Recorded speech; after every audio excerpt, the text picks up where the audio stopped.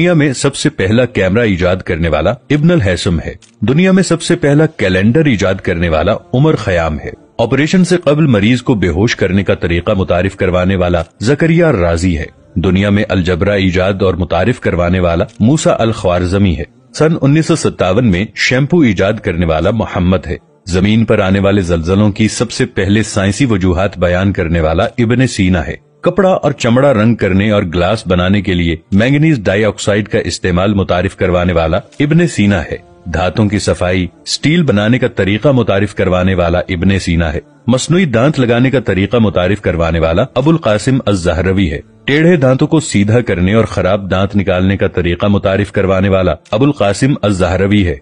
दुनिया में सबसे पहले अद्वियात बनाने का इल्म मुतारिफ करवाने वाला इब्न सीना है। दुनिया में कशिश सिक़ल की दुरुस्त पैमाइश का तरीका मुतारिफ करवाने वाला उमर खयाम है। आंख, नाक, कान और बित्ते का ऑपरेशन से इलाज मुतारिफ करवाने वाला अबुल कासिम अज़-ज़हरवी है। दुनिया में सर्जरी के लिए इस्तेमाल होने वाले 3 अहम तरीन आलात मुतारिफ करवाने वाला अबुल कासिम अज़-ज़हरवी है। दुनियावी इल्मों में इल्म आदाद और जदीद रियाजी की बुनियाद रखने वाला याकूब अल किंदी है। मरीजों को दी जाने वाली अद्वियात की दुरुस्त मिकदार का तयन करने वाला याकूब अल किंदी है। दुनिया को आंख पे रोशनी के मुज़र असरात का बताने वाला जकरिया अर राजी है।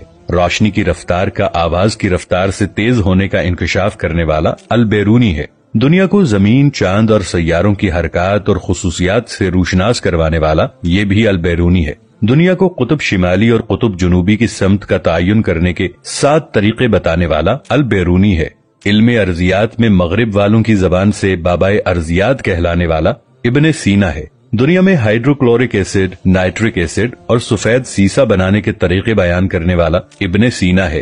केमिकल्स बनाने और ईजाद करने में बाबाए कीमिया कहलाए जाने वाला इब्न सीना है। दुनिया को रोशनी के इनेकास और बसारत में रेटिना का मरकजी किरदार मुतारिफ करवाने वाला इब्न अल हैसम है और सैयारों की हरकत का दुरुस्त तयन करने वाला नसीरुद्दीन तूसी है।